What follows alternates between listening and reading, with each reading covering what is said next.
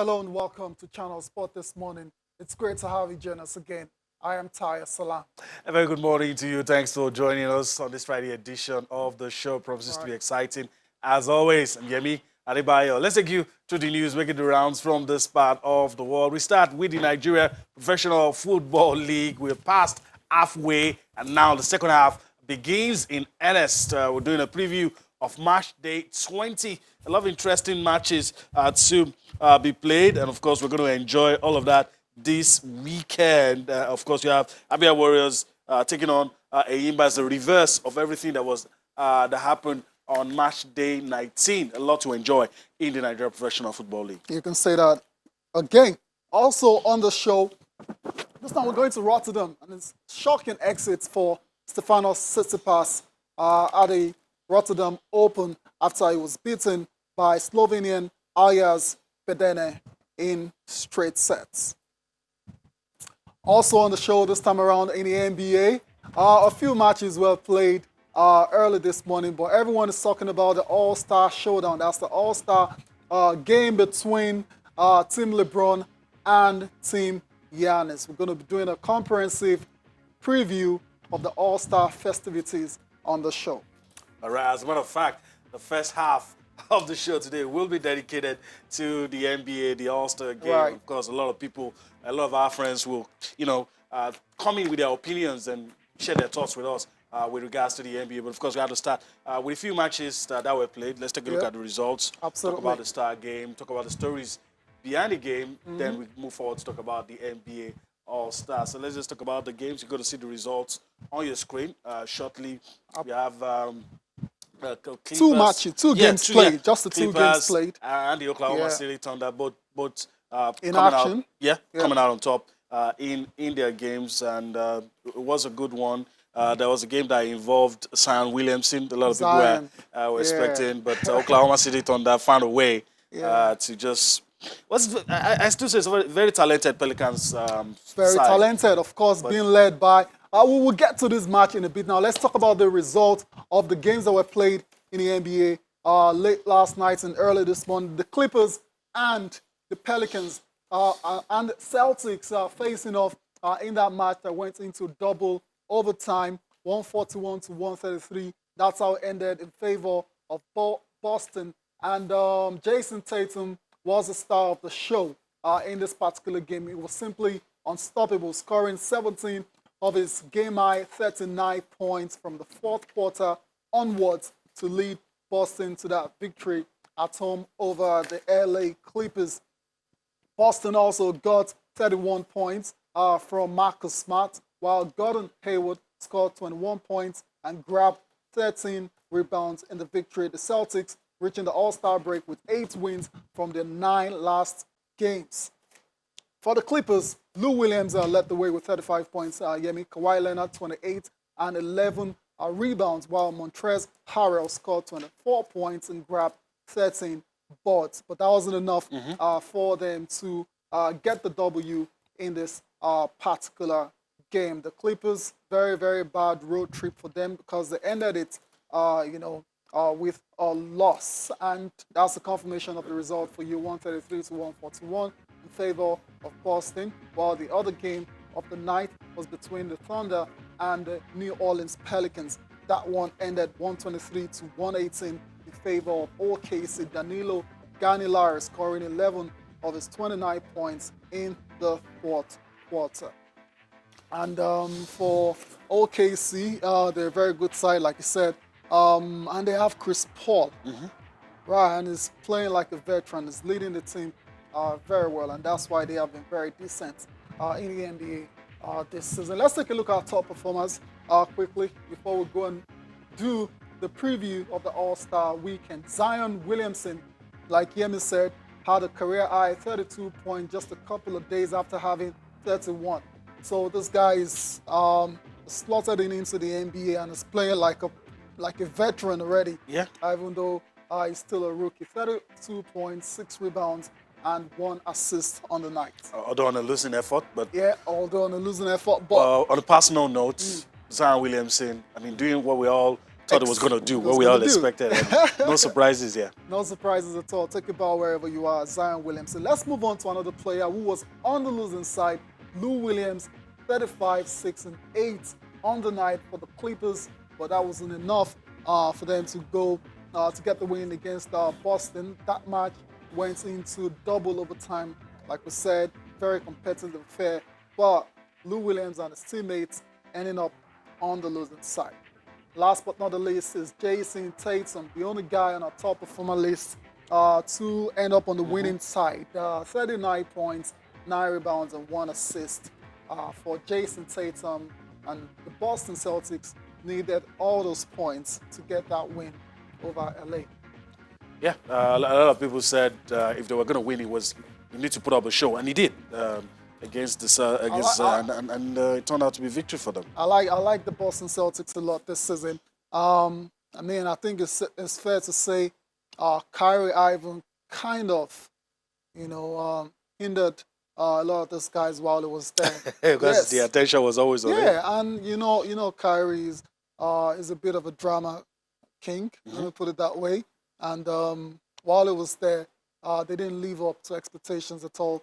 Now he's away from the TD Garden, and you can see these young guys blossoming again, like they did while he was injured for a long period a couple of seasons ago. So they're a team to really watch out for. That's the Boston Celtics, especially with the playoffs approaching. So that's it for the NBA. Now let's talk about the NBA All-Star Weekend, which starts today.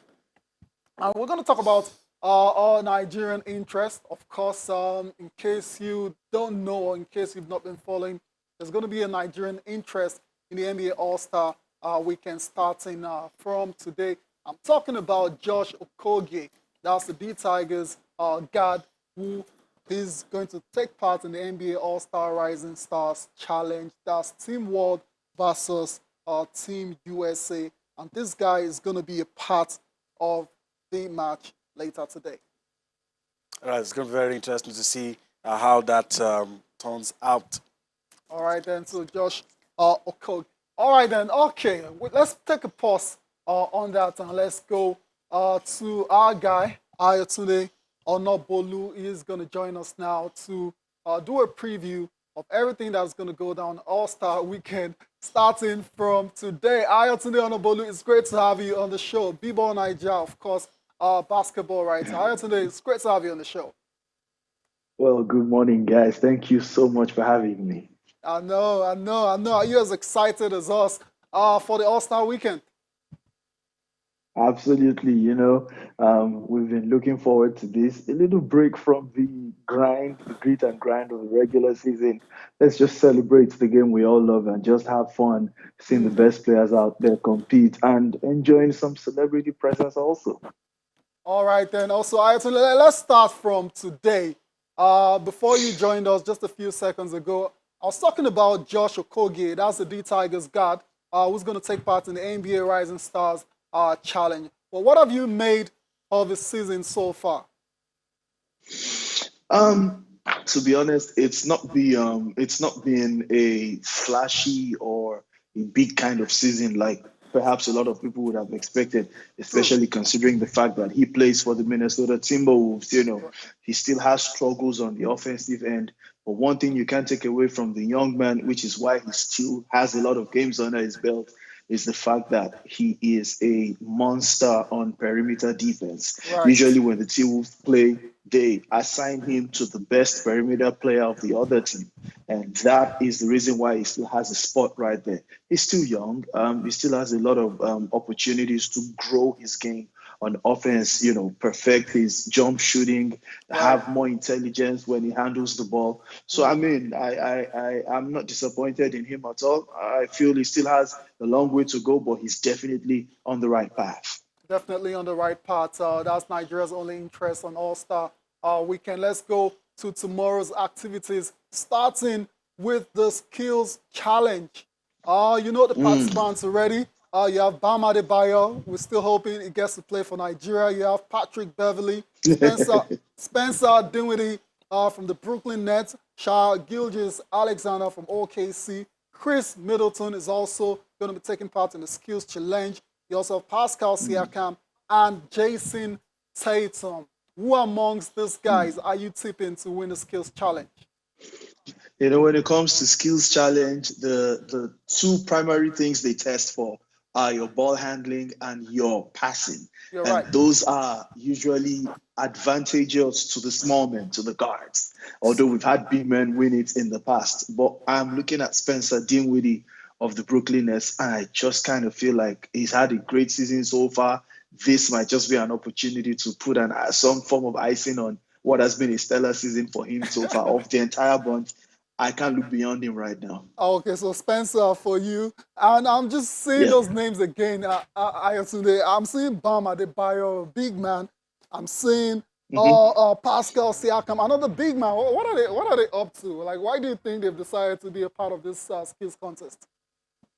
I mean, it's normal for about what 3 years now, 4 years now.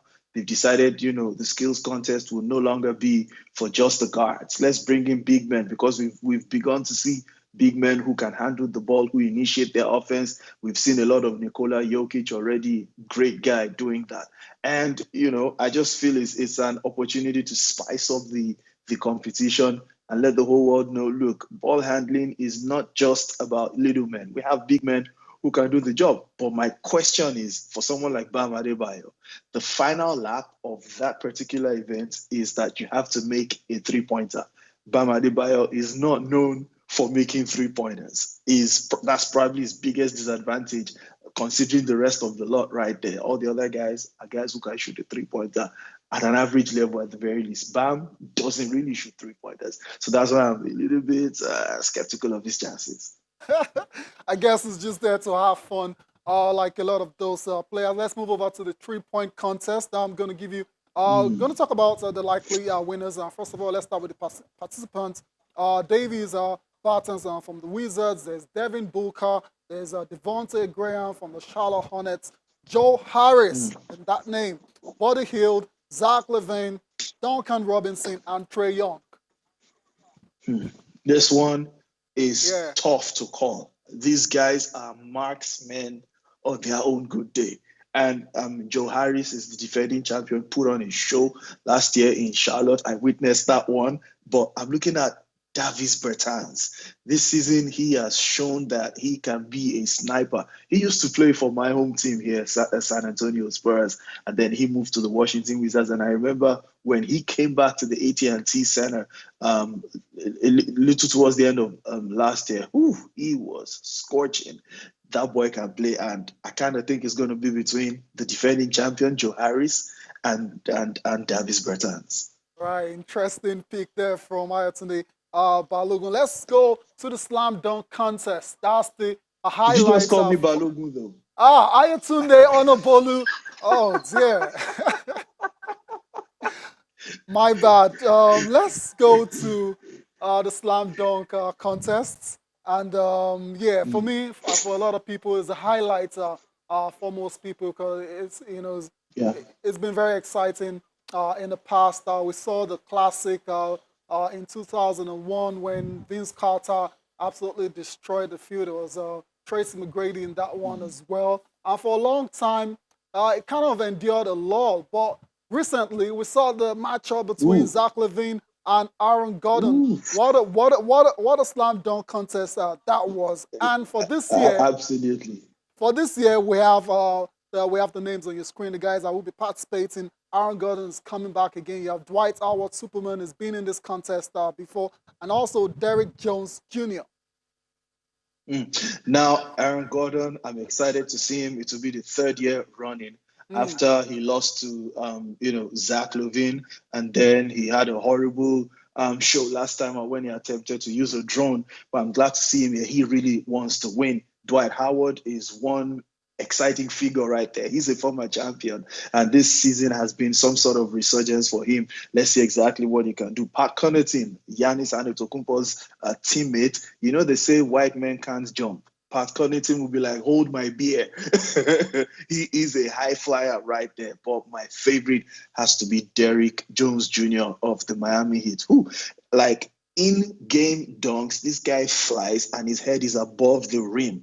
in game. This is not a slam dunk competition. Like while an NBA game is going on, someone is jumping above the rim. It's absolutely ridiculous. This year's dunk contest might actually be one of the greatest we've seen in NBA history. I'm just hoping it doesn't turn to an anticlimax. I am tipping my hat for Derrick Jones Jr.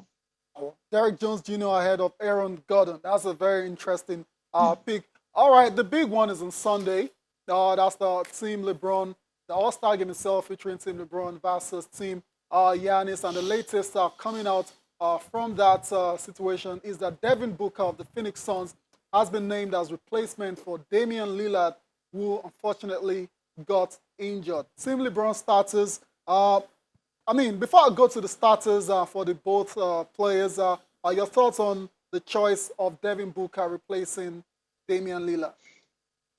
Perfect for me. Perfect. Devin Booker should have been voted in as an all-star based on merit alone. He's having such a historic season, the kind of season only LeBron James, Michael Jordan, Elgin Baylor, have had in the past. And so I was very surprised, and I was very disappointed that even though he was not going to be voted in as a starter based on popularity, he plays for a very bad team in Phoenix, but the coaches should have at least looked at him and Bradley Beal from the Washington Wizards. And I'm glad when Damian Lillard was asked after he was injured what he felt. He said he hopes now that somebody who should have been voted an all-star will now be selected to replace him. And he went on record to mention Devin Booker's name, and I'm so excited for the young man. He's an all-star. He deserves to be an all-star more than some people on that list. I'm not going to mention names, but he deserves to be there, and I'm excited for him.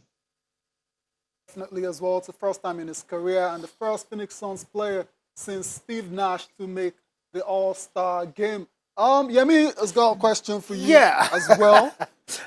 Let me just quickly ask you this. It's a quick one. Then I'll give you a follow-up to it. The new format. What's your take? What's your take on it? This is a third time we're having this kind of new format. So which one do you prefer? It's a direct question to you. You like this one, or you like it when we just had East-West?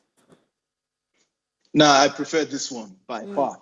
This is an opportunity to mix the players. It's not about because over the last 4 or 5 years, the Western Conference has been much stronger than the Eastern Conference. For the average basketball fan, you actually would want to spend time watching Western Conference games and just look out for probably when the Toronto Raptors play against the Milwaukee Bucks in the regular season, or the 76ers play against the Celtics. That's how far the competition has been. But I like the format now. We are all stars. It doesn't matter what conference you belong to. And now you can leave the tough Western Conference and mingle with some guys in the East, and let's just have fun. I like it. I prefer it a lot that way, even though when you look at the starters for both teams this year, it's pretty much a Western Conference versus Eastern Conference starting lineup for both teams. But I like the fact that the players from the two conferences are mixed in the All-Star pool, and there's no West, there's no East. I prefer it that way. I like this format as well. So Ayatunde, you mentioned the players already for Team LeBron. LeBron James, Anthony Davis, Luka Doncic, James Harden, and Kawhi Leonard. Those are the starters. While for the reserves, you have Nikola Jokic of the Denver Nuggets, Chris Paul, Domantas Sabonis, Ben Simmons, Jason Tatum, and Russell Westbrook. That looks like a very cracked squad. And a lot of people feel Giannis did not draft very well and is going to be on the end of a beating on Sunday. I agree with those people that said he didn't draft well. He just decided, I'm going to go with my Eastern Conference guys against these guys from the West. Just looking at the starting lineups alone, you'll be like, oh, man, how on earth is Giannis going to win against LeBron at the end of the day? Those are dogs on Team LeBron. But you can't take away the successes the guys on Team Giannis have had. Because when you look at big men, Joel Embiid is a quality guy. Pascal Siakam is having one heck of a season. Kemba Walker, Trae Young, those are my little worries because they go up against Luka Doncic and James Harden in the backcourt, and I'm like, oh my goodness, how are they going to cope?